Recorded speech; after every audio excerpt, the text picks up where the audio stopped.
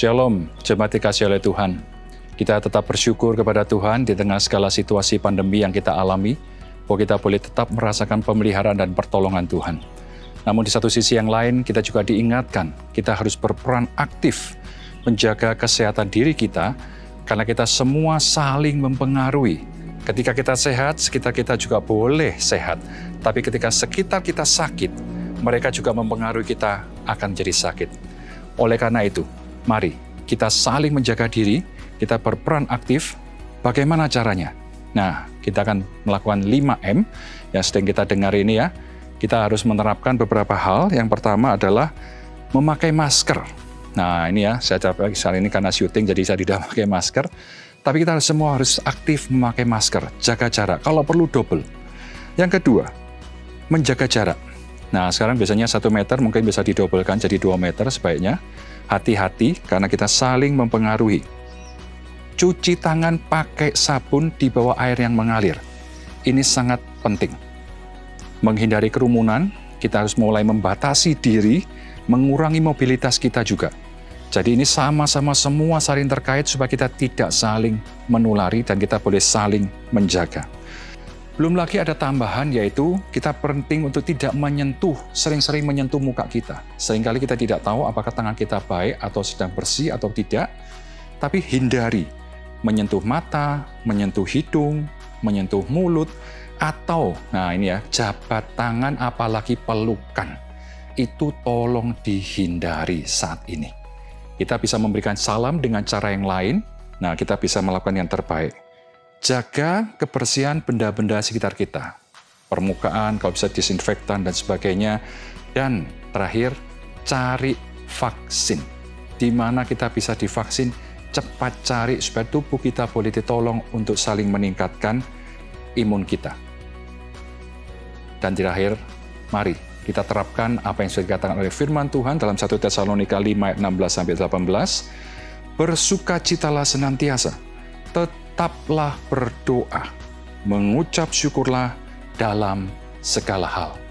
Dalam semuanya ini, mari kita lakukan dengan penuh syukur dan penuh harapan bahwa Tuhanlah yang akan menolong kita.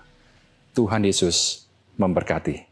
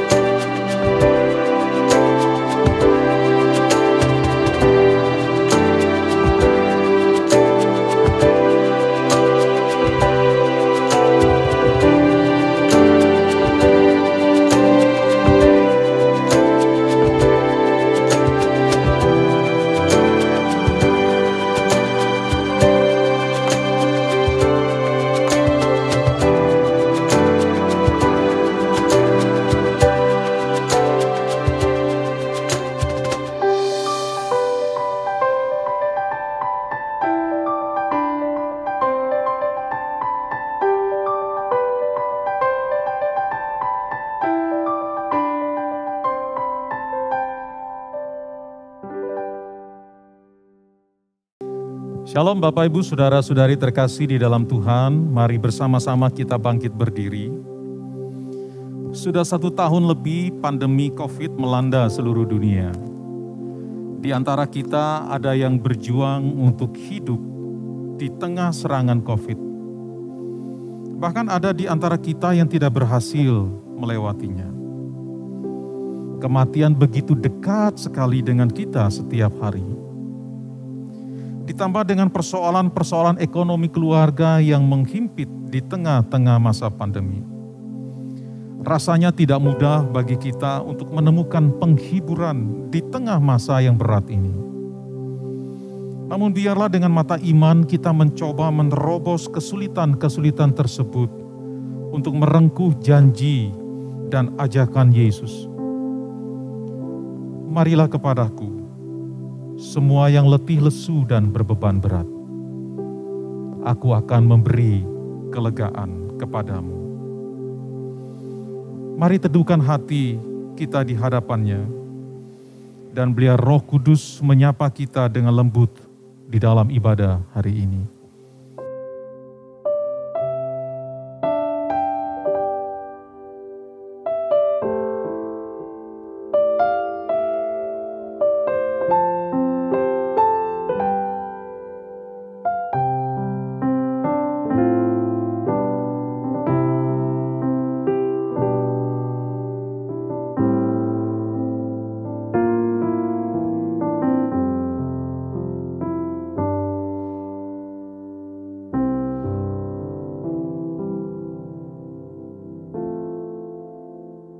Arahkanlah hatimu kepada Tuhan dan yakinlah bahwa pertolongan kita adalah di dalam nama Tuhan, Khalik langit dan bumi, sumber kekuatan dan penghiburan.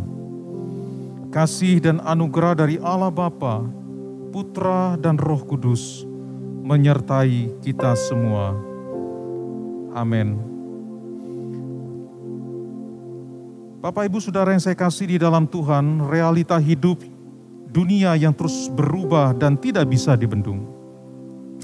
Kesulitan dan pergumulan terus menghadang. Di manakah pertolongan dan perteduhan kita dapatkan? Hanya Tuhan saja, dan hanya Tuhan saja penolong kita yang abadi.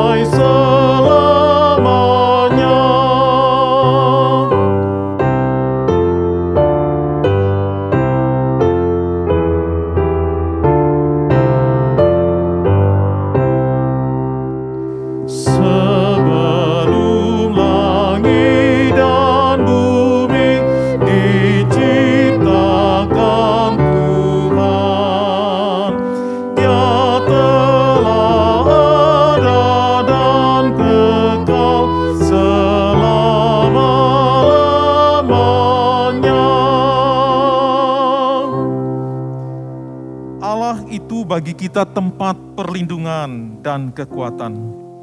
Sebagai penolong dalam kesesakan sangat terbukti. Sebab itu kita tidak akan takut sekalipun bumi berubah, sekalipun gunung-gunung goncang di dalam laut, sekalipun ribut dan berbuih airnya, sekalipun gunung-gunung goyang oleh geloranya. Tuhan semesta alam menyertai kita. Kota benteng kita ialah Allah Yakub. Mazmur 46 ayat 2 sampai 4 dan 8. Jemaat dipersilakan duduk kembali. Bapak, Ibu, Saudara yang saya kasih di dalam Tuhan, firman Tuhan katakan Allah adalah tempat perlindungan dan kekuatan. Sebagai penolong dalam kesesakan sangat terbukti. Namun menantikan pertolongannya di tengah kesesakan bukanlah hal yang mudah. Di situ kita seperti mengalami sedang berada di tengah kegersangan rohani. Bagaikan seekor rusa yang merindukan air yang menyegarkan dahaga. Kita menjerit dan menjerit. Apakah hal itu juga sedang kita alami? Apakah hal itu juga menjadi bagian dari hidup kita? Seperti rusa rindu sungai.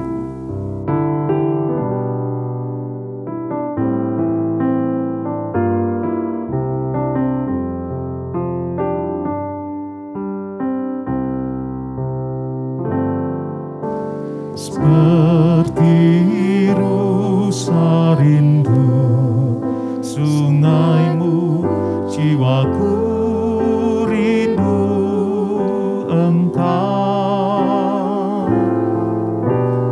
Kaulah Tuhan hasrat hatiku, ku rindu menyembahmu.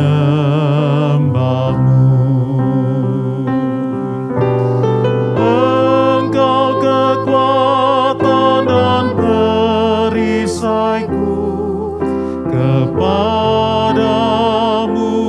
rohku berserah.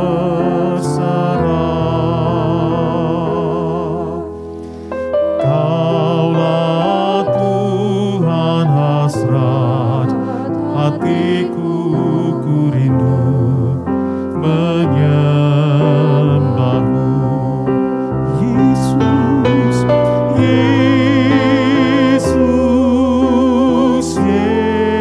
Yesus, Kau serarti bagiku. Yesus, Yesus, Kau segalanya bagiku. Seperti rusa rindukan sungai. Seperti rusa rindu sungaimu, jiwaku rindu Engkau.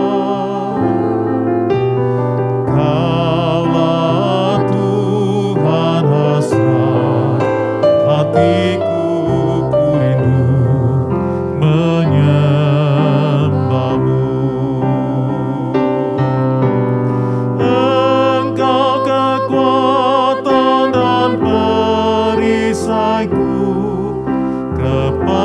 Kepadamu rohku berserah.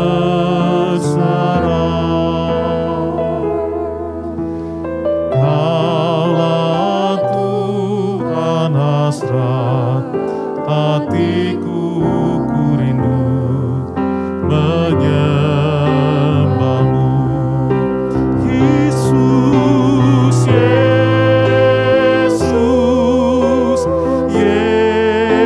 Yesus, Kau berarti bagiku.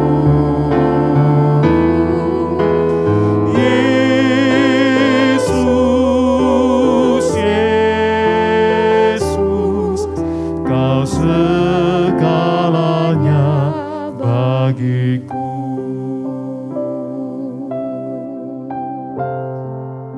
Yesus berkata, marilah kepadaku semua yang letih lesu dan berbeban berat. Aku akan memberi kelegaan kepadamu. Karena itu, marilah kita datang kepadanya dan ungkapkanlah segala beban berat yang menindih kita. Ungkapkanlah segala beban dosa yang begitu menekan kehidupan kita. Silakan Bapak Ibu Saudara-saudari sekalian merenungkan, meneduhkan hati, dan mengungkapkan segala beban pergumulan dosa di hadapan Tuhan.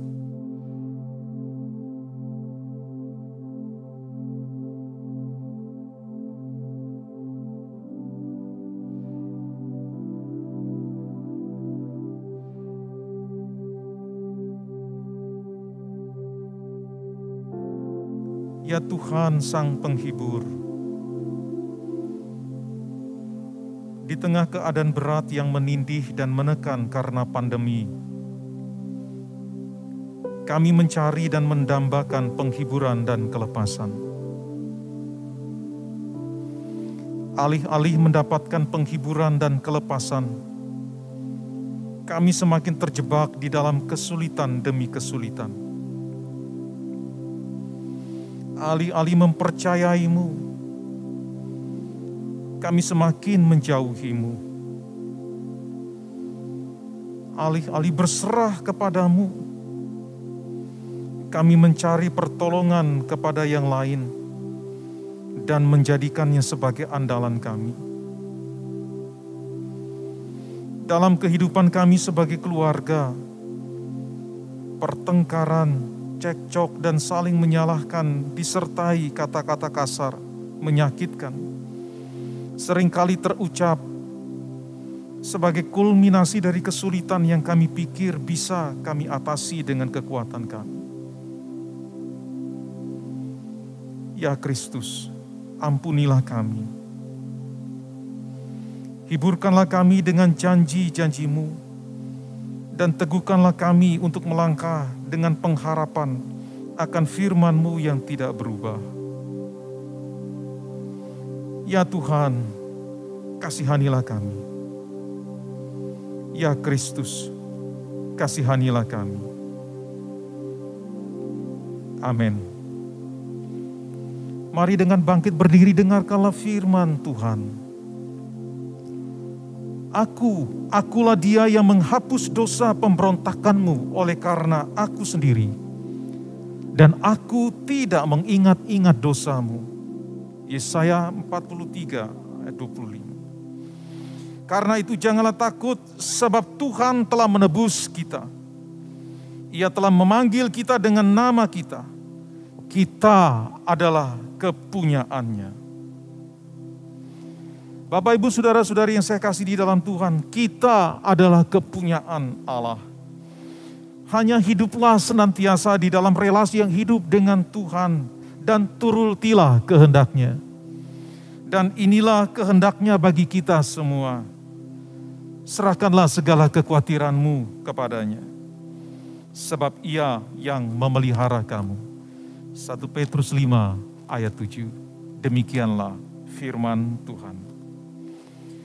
Mari bersama-sama dengan gereja di seluruh dunia dan di sepanjang zaman, yakni orang-orang kudus yang telah mengalami penghiburan di masa-masa sulit. Mari kita ikrarkan pengakuan iman kita seturut pengakuan iman rasuli. Aku percaya kepada Allah, Bapa yang Maha Kuasa, Khalik langit dan bumi, dan kepada Yesus Kristus, Anaknya yang tunggal, Tuhan kita, yang dikandung dari Roh Kudus, lahir dari anak darah Maria, yang menderita sengsara di bawah pemerintahan Pontius Pilatus, disalibkan, mati dan dikuburkan, turun ke dalam kerajaan maut. Pada hari yang ketiga, bangkit pula dari antara orang mati, naik ke sorga, duduk di sebelah kanan Allah, Bapa yang Maha Kuasa, dan dari sana Ia akan datang untuk menghakimi orang yang hidup dan yang mati. Aku percaya kepada Roh Kudus, gereja yang kudus dan am, pengampunan orang kudus, pengampunan dosa, kebangkitan tubuh, dan hidup yang kekal. Amin. Jemaat disilakan duduk kembali. Pemberitaan firman Tuhan hari ini mengajak kita untuk merenungkan penghiburan di masa berat yang akan disampaikan oleh Pendeta Andrew Kusno Habil. Kami persilakan. Shalom, jemaat dikasihi oleh Tuhan. Kita sungguh patut bersyukur bahwa kita masih boleh diberikan kesempatan oleh Tuhan, kita boleh beribadah kepadanya, dan kini tiba saatnya untuk kita boleh merenungkan kebenaran firman Tuhan. Mari bersama-sama kita berdoa sebelum kita memulai semua perenungan ini. Bapa di surga, terima kasih sebuah kesempatan yang Kau berikan pada kami untuk kami boleh kembali datang ke hadapan-Mu dan kami boleh mendengarkan suara-Mu. Tuhan, Kau yang berkarya tengah-tengah kami, mempersiapkan hati pikiran kami, juga Kau melayakkan kami, khususnya untuk hamba-Mu yang lemah dan terbatas ini. Terima kasih Bapa di surga, kami sungguh menyerahkan seluruhnya kembali dalam tangan kasih-Mu, Tuhan yang berkenan menolong dan menyertai kami. Kami alaskan doa kami demi nama Putra Tunggal-Mu, Yesus Kristus. Amin. Saya mengajak kita bersama-sama kita membuka firman Tuhan dari 2 Korintus pasal yang pertama. 2 Korintus pasal yang pertama ayat yang ketiga sampai 11. 2 Korintus pasal yang pertama ayat 3 sampai 11. Demikian firman Tuhan. Terpujilah Allah, Bapa Tuhan kita Yesus Kristus, Bapa yang penuh belas kasihan dan Allah sumber segala penghiburan, yang menghibur kami dalam segala penderitaan kami, sehingga kami sanggup menghibur mereka yang berada dalam bermacam-macam penderitaan dengan penghiburan yang kami terima sendiri dari Allah. Sebab sama seperti kami mendapat bagian berlimpah-limpah dalam kesengsaraan Kristus, demikian pula oleh Kristus kami menerima penghiburan berlimpah-limpah. Jika kami menderita, hal itu menjadi penghiburan dan keselamatan kamu. Jika kami dihibur, maka hal itu adalah untuk penghiburan kamu, sehingga kamu beroleh kekuatan untuk dengan sabar menderita kesengsaraan yang sama seperti yang kami derita juga. Dan pengharapan kami akan kamu adalah teguh, karena kami tahu bahwa sama seperti kamu turut mengambil bagian dalam kesengsaraan kami, kamu juga turut mengambil bagian dalam penghiburan kami. Sebab kami mau, saudara-saudara, supaya kamu tahu akan penderitaan yang kami alami di Asia Kecil. Beban yang ditanggungkan atas kami adalah begitu besar dan begitu berat, sehingga kami telah putus asa juga akan hidup kami. Bahkan kami merasa seolah-olah kami telah dijatuhi hukuman mati. Tetapi hal itu terjadi supaya kami jangan menaruh kepercayaan pada diri kami sendiri, tetapi hanya kepada Allah yang membangkitkan orang-orang mati. Dari kematian yang begitu ngeri, Ia telah dan akan menyelamatkan kami. Kepadanya kami menaruh pengharapan kami bahwa Ia akan menyelamatkan kami lagi, karena kamu juga turut membantu mendoakan kami, supaya banyak orang mengucap syukur atas karunia yang kami peroleh berkat banyaknya doa mereka untuk kami. Bapak Ibu sekalian jemaat dikasihi oleh Tuhan, kita pernah mengalami banyak perkara dalam kehidupan kita. Banyak hal-hal yang sudah kita lalui dalam hidup ini. Kalau permisi saya tanya, kapan kita pernah merasakan pengalaman masa yang paling sulit dalam kehidupan kita? Saya percaya hal itu tidak akan kita lupakan, bukan? Hal yang paling sulit, paling berat yang kita lalui. Pasti akan kita ingat. Coba kalau kita ingat-ingat kembali dalam masa itu, kira-kira, kita kok bisa melalui ya waktu itu ya? Kenapa? Bagaimana? Siapa yang kita andalkan pada waktu itu?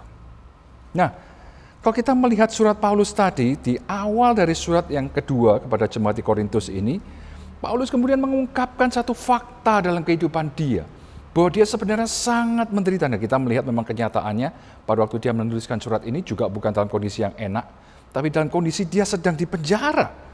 Dalam kondisi yang penderitaan luar biasa. Kalau kita lihat di surat yang sama, dijelaskan di pasal ke-11, diungkapkan bagaimana dia itu mengalami berbagai hal yang kalau kita lihat dalam pergumulan manusia itu rasanya sudah nyerah deh, hopeless gitu rasanya ya. Sudah hampir mati. Tadi ada ungkapan ya, dia merasa sudah seperti dijatuhi hukuman mati.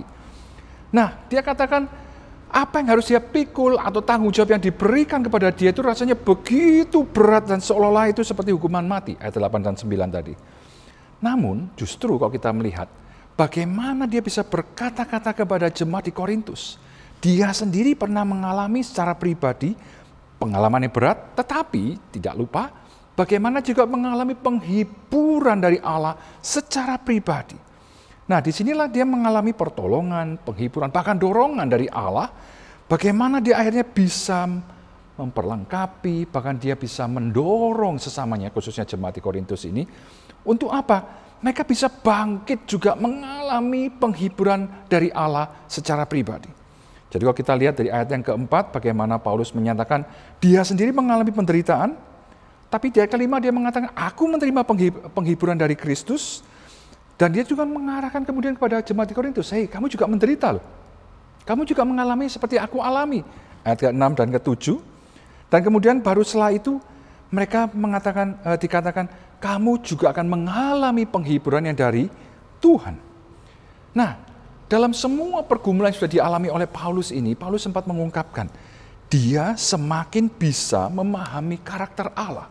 Coba kita lihat dalam beberapa ungkapan yang dipakai di situ, di ayat yang ketiga, dikatakan Bapa yang penuh belas kasihan. Kemudian yang kedua, sumber segala penghiburan. Wow. Di sini kalau kita melihat bagaimana Paulus berusaha mengungkapkan karakter Allah, dia begitu sabar, begitu belas kasihan. Dia bisa memahami lebih dalam apa yang Tuhan sudah karyakan dalam kehidupan dia. Kehidupan Paulus maksudnya ya.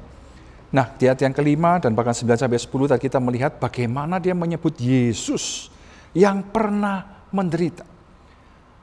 Bahkan sekarang menjadi sumber pengharapan dan sumber keselamatan. Pengharapan akan keselamatan itu.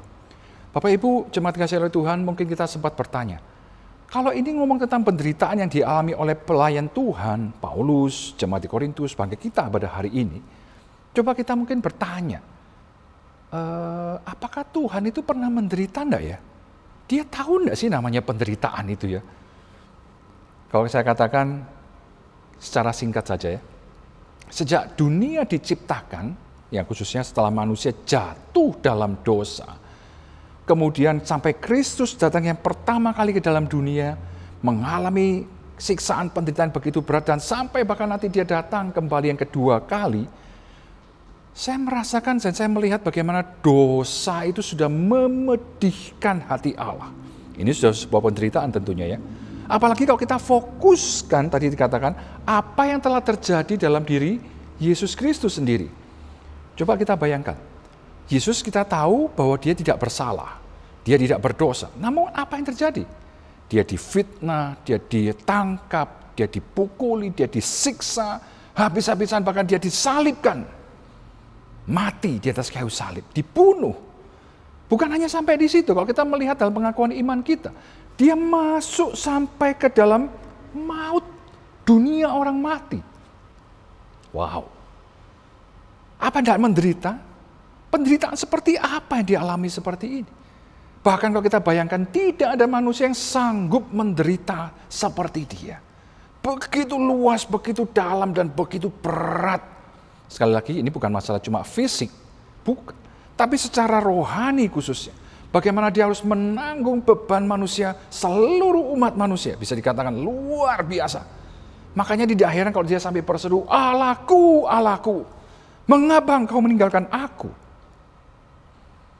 Mazmur 22 ayat 2, dia kutip. Betapa beratnya apa yang dia tanggung. Tapi kita bersyukur. Dia tadi masuk dalam dunia maut. Tapi maut tidak berkuasa untuk menahan dia. Karena apa? Dia memang tidak berdosa. Tidak sesuatu yang bisa dipegang oleh maut. Tidak bisa. Dia bangkit dan kita bersyukur. Dialah Allah yang memang tidak bersalah. Tidak ada dosa. Makanya ketika dia berbangkit dari kematian itu, dia bisa memberikan penghiburan. Dan disinilah kalau kita melihat Paulus begitu kokoh dalam keyakinannya, Allah adalah sumber penghiburan, Allah sumber kehidupan yang berkuasa, yang berdaulat atas segala kehidupan dalam dunia ini. Kita lihat tadi peristiwa apa yang dialami oleh Yesus, bagaimana dia mengalami begitu banyak penderitaan. Kita bersyukur loh, dalam semua peristiwa begitu berat yang dia alami, dia tidak menyerah. Bahkan kalau kita lihat, ketika dia di Taman Getsemani, kelihatannya, dia hampir menyerah. Dia sempat berdoa 3 kali kan, dicatat itu Taman Getsemani. Seandainya mungkin, itu sudah berarti sudah, waduh, dekat sekali dah. Kalau dia nyerah, kita tidak punya pengharapan.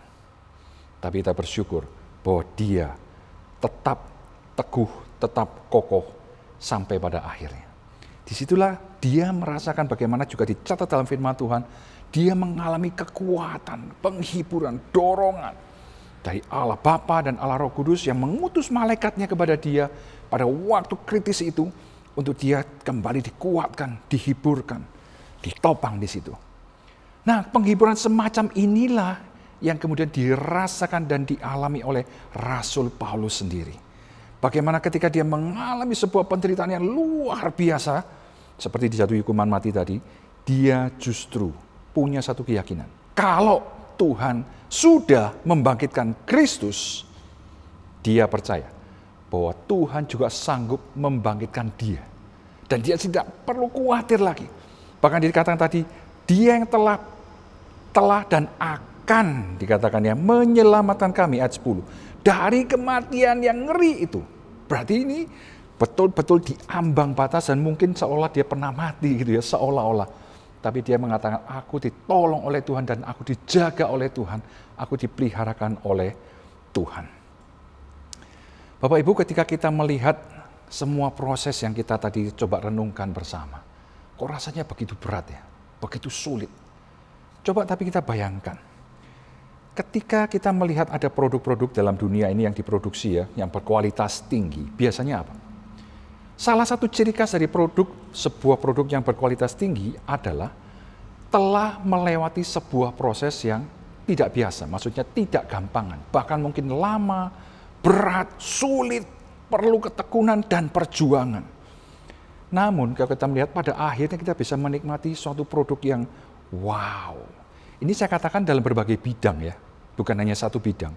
Contoh misalnya, kita bisa melihat perhiasan. Berlian misalnya, sudah bahannya susah carinya, ketemu pun masih harus diolah begitu sulitnya, begitu luar biasa telitinya, perlu waktu yang panjang dan sebagainya. Ketika sudah jadi kita melihat, wow. Belum lagi misalnya juga mobil. Mobil-mobil yang tingkat yang level paling mahal, biasanya diproduksi hanya beberapa gelintir. Nggak banyak, dan itu langsung dicari orang. Harganya juga luar biasa. Karena apa? Kualitasnya. Dan itu biasanya tidak dibuat oleh mesin. Rata-rata ditangani langsung dibuat dengan tangan manusia ahli. Dan di sini menekankan bagaimana proses yang tidak mudah itu harus dijalani. Belum lagi dalam dunia makanan. Jadi maksudnya adalah di dalam berbagai bidang kehidupan yang kita lihat saat ini, kalau kita betul-betul ingin menguasai atau melihat sebuah produk yang luar biasa, rata-rata saya katakan, rata-rata mereka mengalami sebuah proses yang tidak mudah. Kalau kita melihat dalam dunia seperti itu, apakah kita bisa mengecualikan kehidupan kita? Tidak. Tetap sama. Allah mengizinkan itu terjadi berarti kita melihat ada sebuah tujuan yang Allah sedang ingin capai dalam kehidupan kita. Kita sering mendengar misalnya, kenapa sih harus ada penderitaan? Tadi kita melihat bagaimana Paulus bisa memahami sifat dan karakter Allah lebih dalam. Coba kita lihat, bagaimana Allah itu sebenarnya bukan cuma ngomong, bukan cuma memberikan firman, kamu sing kuat ya, kamu sing ini ya, sing itu ya. Tidak, tapi dia sendiri pernah mengalami yang namanya menderita, dan itu yang paling berat. Dia harus berhadapan dengan maut, dengan kematian itu sendiri. Dan kita bersyukur bahwa dia sudah menang. Dan makanya dikatakan tadi oleh Paulus, dia penuh belas kasihan. Karena apa? Dia sangat mengerti yang namanya menderita itu kayak gimana, harus seperti apa. Dan dikatakan dia adalah sumber segala penghiburan. Dia yang pernah merasakan menderita. Dia tahu bagaimana menderita dan dia tahu orang yang menderita itu rasanya kayak gimana. Dia paling menderita paling berat. Kalau dibandingkan yang kurang berat berarti apa? Bisa dia rasakan. Dia sangat tahu, dia sangat tahu. Oleh karena itu, ketika dia sudah menunjukkan kemenangannya atas maut, ketika dia bangkit dari kematian, dia sudah menjawab segala kekhawatiran kita. Kamu tidak usah takut. Andalkan dia, andalkan dia. Nah, dialah yang menjadi sumber kekuatan, topangan, penghiburan bagi kita semua. Dia sangat mengerti kita. Itu tujuan yang pertama. Tujuan yang kedua adalah kita bukan cuma menikmati, merasakan, menerima penghiburan dari Allah.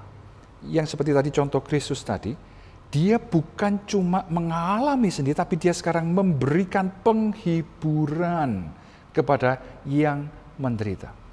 Kita juga diminta hal yang sama. Setelah kita nanti, atau kita mungkin masih menjalani saat ini, tapi kita sudah menerima penghiburan dari Tuhan, ingat, kita pun diminta apa? Lihat sesamamu. Mereka juga menderita, bahkan Paulus tadi juga bilang, kalian jemaat di Korintus menderita juga seperti yang kami alami.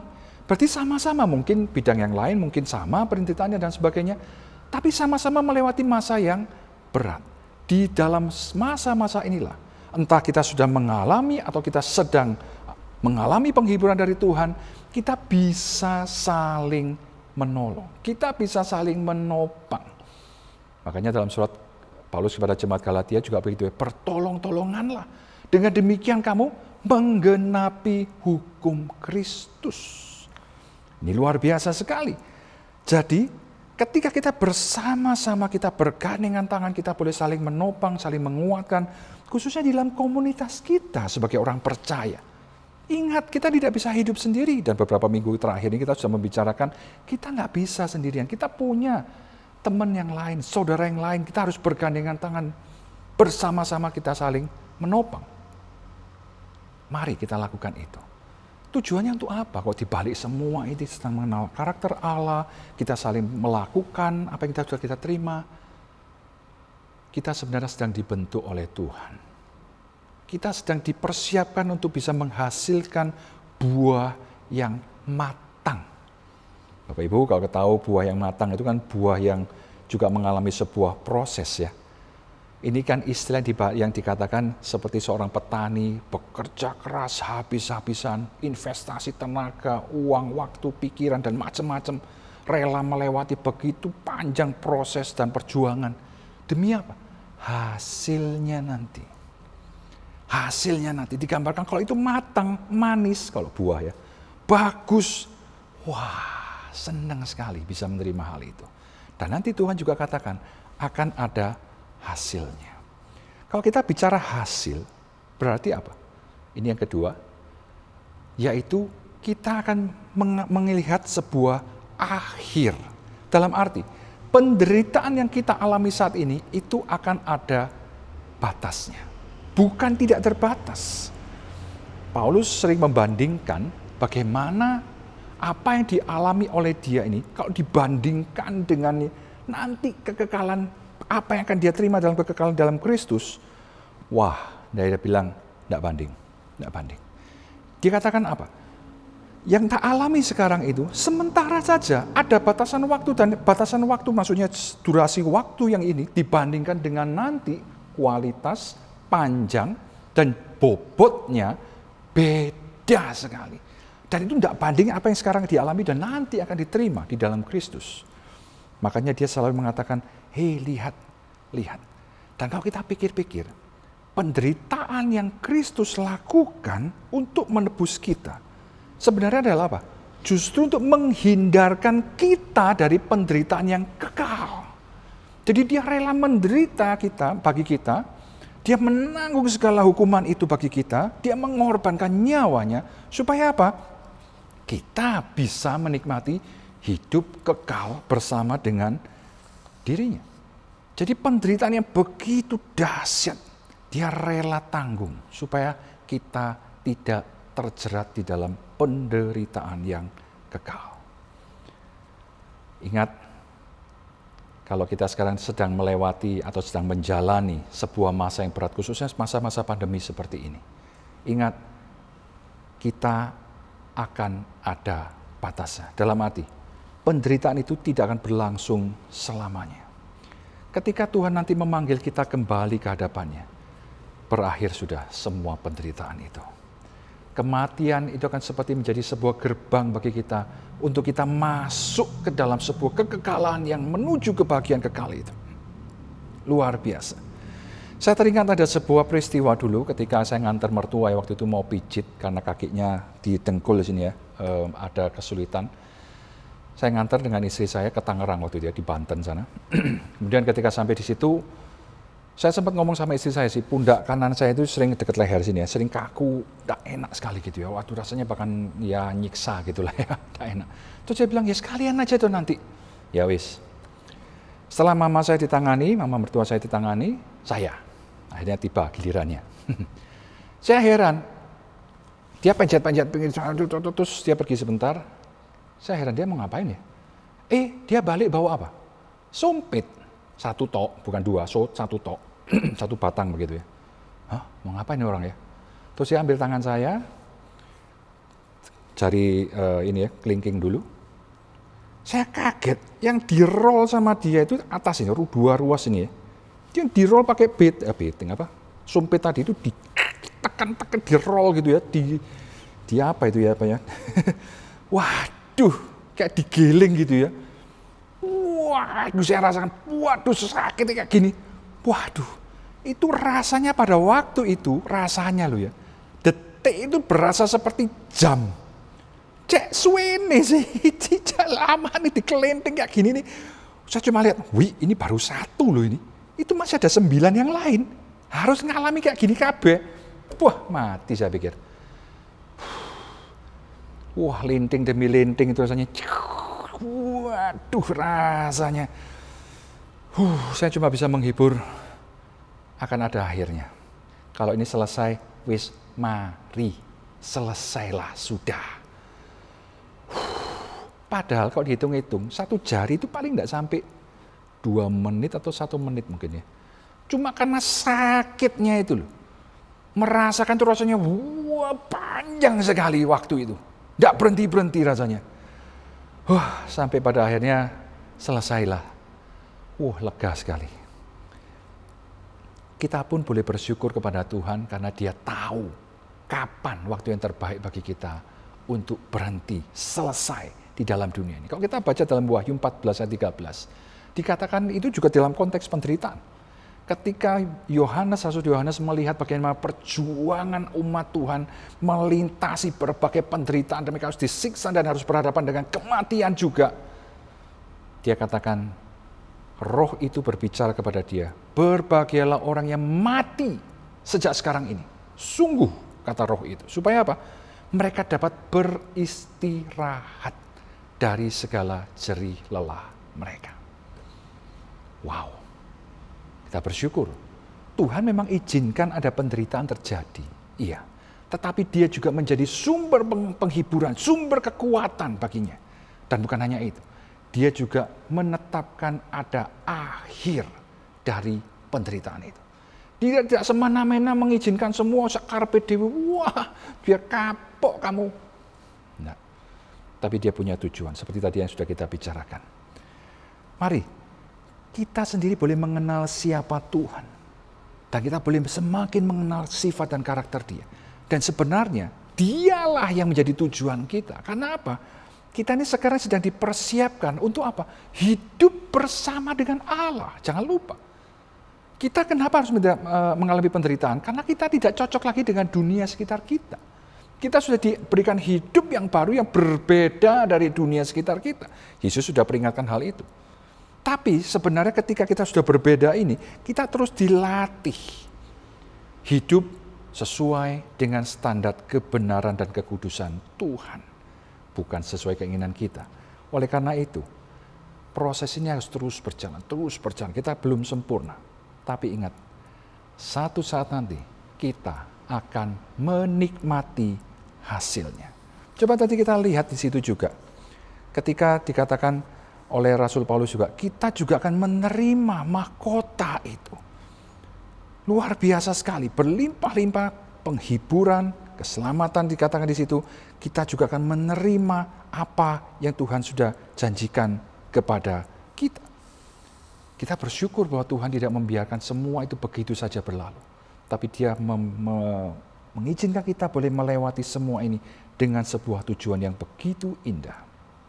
Oleh karena itu, dalam kita menjalani atau mengalami masa-masa yang berat, khususnya seperti pandemi saat ini, usaha kita, keluarga kita, pribadi kita, dan macam-macam bidang yang mungkin kita lalui dan kita merasakan semuanya berat. Mari, kita jangan menjadi pesimis apalagi menyerah. Jangan. Tuhan tidak pernah meninggalkan kita. Itu satu. Dia selalu siap untuk menolong dan menopang kita. Karena Dialah sumber penghiburan kita. Dia bisa memberikan dan mencukupkan dalam semua yang kita perlukan untuk tetap bisa bertahan melewati masa-masa yang sulit ini. Andalkan Dia dan ingat, akan ada hasil yang akan kita terima. Dan pada akhirnya, apa yang akan kita terima nanti itu sungguh tidak akan ada bandingnya dengan apa yang kita alami saat ini. itu akan jauh melampaui dari semua yang kita pernah gumulkan, kita pernah lakukan pada saat ini. Dan terakhir, jangan lupa, penderitaan kita akan ada akhirnya. Tetapi kebahagiaan kekal yang menantikan kita di surga itu tidak ada akhirnya. Oleh karena itu, mari kita selalu mengandalkan Allah dalam kehidupan kita. Dialah sumber kehidupan kita, dialah sumber penghiburan kita. Mari kita persiapkan diri kita selalu memandang, bersandar, dan kita akan menuju ke sana bersama dengan Dia. Mari kita berdoa. Bapa di surga, kami bersyukur kepadamu. Kasih karunia-Mu begitu luar biasa. Sekalipun Tuhan, Kau izinkan kami mengalami berbagai penderitaan, masa-masa yang berat dalam hidup ini. Kami percaya Tuhan adalah sebuah maksud-Mu yang begitu indah untuk membentuk dan menolong kami, mengenal Engkau lebih dalam, dan mengalami kebaikan-kebaikan-Mu Tuhan begitu luar biasa. Tuhan, pimpin kami, tolong kami, bukan hanya kami melihat kepada diri kami sendiri, tapi Kau juga melatih kami, untuk kami juga boleh memperhatikan sesama kami. Untuk kami boleh saling menolong, saling menopang, saling menghibur di dalam Engkau ya Yesus. Pimpin dan kuasai kami ya Tuhan, untuk kami sungguh boleh selalu mengandalkan Engkau, memandang kepadamu, fokus kepada tujuan akhir yaitu Engkau sendiri. Pimpin dan tolong kami. Berkati jemaat-Mu dalam semua pergumulan-pergumulan mereka. Tuhan, Kau yang tahu betapa beratnya saat ini. Cerita-cerita mereka, Engkau sangat mengenal mereka. Kami percaya, Kau tidak pernah meninggalkan mereka. Bahkan Kau selalu ada di sana. Karena Engkau sendiri pernah menjadi sama seperti kami. Dan Kau yang sangat tahu apa itu penderitaan. Terima kasih ya Yesus, terima kasih. Tuntun dan sertai kami ya Tuhan, untuk kami boleh semakin menjadi serupa dengan Engkau. Terima kasih. Kami berdoa, kami bersyukur, kami alaskan doa kami hanya di dalam nama-Mu, Yesus Kristus. Amin. Selamat berjuang, jangan menyerah, selalu serahkan pada Allah dan biarlah Dia menjadi sumber pengharapan dan penghiburan kita. Amin.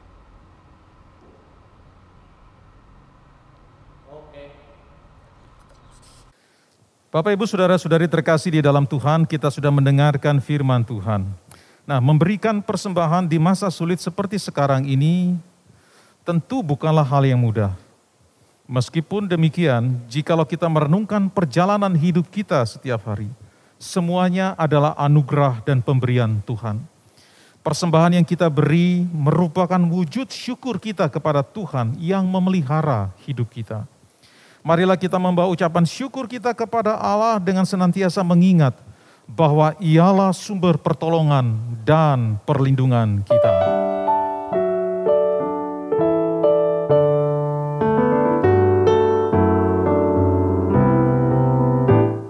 Di badai topan dunia, Tuhanlah perlindunganmu. Kendati goncang semesta, Tuhanlah perlindunganmu.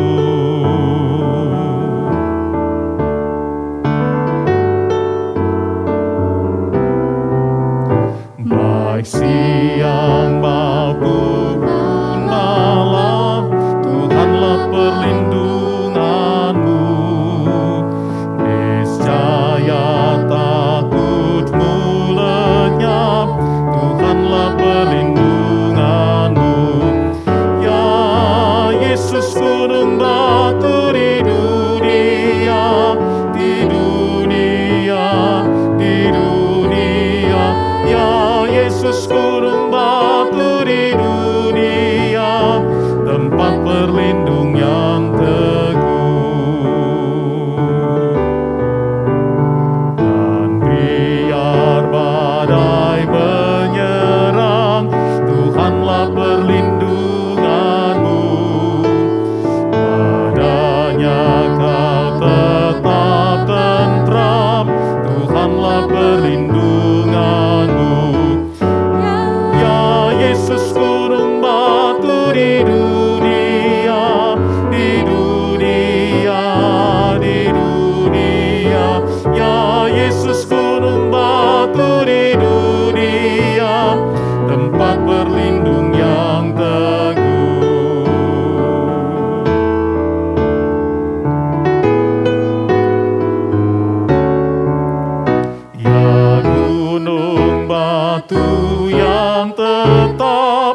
Engkaulah perlindunganku di tiap waktu dan tempat.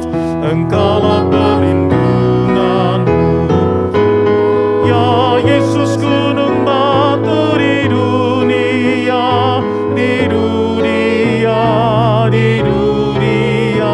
Ya Yesus, gunung batu di dunia, tempat berlindung yang teguh.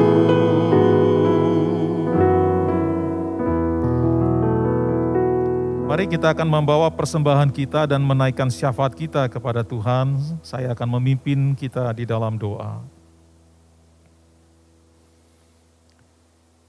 Ya Tuhan, sumber kehidupan dan berkat, daripada mula mengalir kehidupan dan segala berkat. Engkaulah yang memelihara dan menyediakan segala yang kami perlukan dengan cara-caramu yang sulit kami pikirkan dan bayangkan. Supaya terpujilah Engkau karena kasih dan kemurahan-Mu itu. Terimalah persembahan syukur kami dan pakailah bagi kemuliaan nama-Mu. Ya Tuhan, Bapa kami, yang memerintah seluruh semesta bersama-sama dengan Sang Putra dan Sang Roh. Perintahlah kami segenap umat-Mu, supaya di dalam segala hal yang kami kerjakan dan lakukan, kehendak-Mu yang jadi seperti adanya di sorga. Perintahlah seluruh bumi, khususnya Indonesia, dengan kebenaran-Mu, sebab untuk selama-lamanya kebenaran-Mu ada, supaya nama-Mu yang besar dimuliakan oleh segenap bangsa-bangsa di dunia, secara khusus Indonesia. Perintahlah para pemimpin negeri kami dari pusat hingga ke daerah-daerah dengan kebenaran-Mu, supaya pemerintahan terselenggara di dalam kebenaran dan keadilan-Mu. Perintahlah dan arahkanlah semua orang di negeri ini untuk hidup di dalam kehendak-Mu yang termanifestasi melalui peraturan-peraturan pemerintah demi kebaikan hidup bersama sebagai makhluk ciptaan-Mu. Ya Tuhan, Bapa yang memberikan mana kepada umat-Mu, peliharalah hidup kami seperti Engkau memelihara burung-burung di udara, sehingga segenap pujian diberikan kepadamu untuk selama-lamanya. Ya Tuhan, Sang Surya kebenaran dengan sayap-Mu yang menyembuhkan. Sembuhkanlah dunia yang sedang mengerang kesakitan oleh karena ancaman mematikan dari virus COVID. Sembuhkan dan pulihkanlah saudara-saudara kami yang terpapar dan sedang menjalani isolasi serta perawatan di rumah sakit maupun di rumah. Engkau yang memakai berbagai media untuk menyatakan kuasa penyembuhan-Mu, maka berkatilah segenap obat yang dikonsumsi untuk menyatakan kuasa penyembuhan-Mu dan pemulihan-Mu. Ya Tuhan, Sang Penghibur sejati, hiburkan dan teguhkanlah saudara-saudari kami yang sedang dirundung duka. Sebab di dalam penghiburan-Mu mereka akan dikuatkan dan diteguhkan untuk tetap melangkah maju. Ya Tuhan, Sang Penjaga yang tidak pernah terlelap maupun tertidur, lindungilah segenap tenaga kesehatan, para sukarelawan, aparat keamanan, supaya mereka dapat menjalankan panggilan tugas yang dipercayakan kepada mereka. Sebagaimana Engkau mengubah air yang pahit menjadi manis sehingga aman diminum oleh umat-Mu di padang gurun, maka ubahlah vaksin yang diinjeksikan ke tubuh setiap orang menjadi penangkal yang ampuh untuk melawan COVID. Ya Kristus, Sang Kepala Gereja, topanglah gereja-Mu dengan kebenaran-Mu, dan mampukanlah gereja-Mu untuk terus menyaksikan kasih dan anugerah-Mu kepada banyak orang, supaya segala pujian, hormat, kemuliaan, kuasa, dan kejayaan dinaikkan kepadamu dari sekarang sampai selama-lamanya, bersama-sama dengan Sang Bapa dan Sang Roh. Amin. Mari saya undang kita semua bangkit berdiri. Bapak, Ibu, Saudara yang saya kasih di dalam Tuhan, penderitaan merupakan suatu keniscayaan di tengah dunia yang telah jatuh di dalam dosa. Meskipun demikian, ada penghiburan di dalam Allah melalui Yesus Kristus yang telah menang. Dan oleh Roh Kudus kita dibawa turut berpartisipasi di dalam kemenangan Kristus. Supaya segala pujian, kemuliaan hanya bagi Allah kini dan selama-lamanya. Doksologi.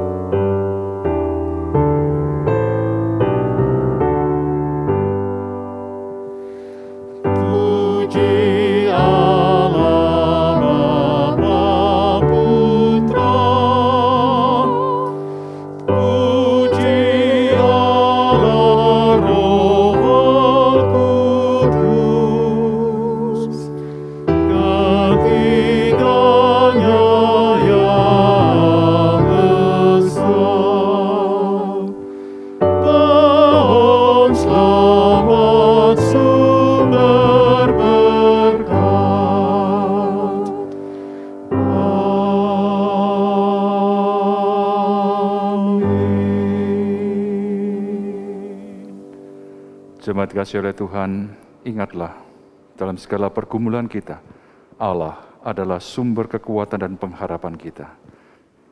Kembalilah ke dalam aktivitas kita semua dan terimalah berkat Tuhan. Kiranya kasih karunia dan damai sejahtera dari Allah Bapa dan dari Tuhan kita Yesus Kristus, penghiburan, kekuatan, dan penyertaan dari Roh Kudus, kiranya boleh selalu memampukan engkau untuk boleh mengandalkan dan bersandar hanya kepada Dia dalam kita menjalani seluruh kehidupan kita, khususnya di masa-masa yang berat saat ini, bagi kemuliaan namanya. Mulai saat ini sampai Maranatha, Tuhan Yesus datang kembali. Amin.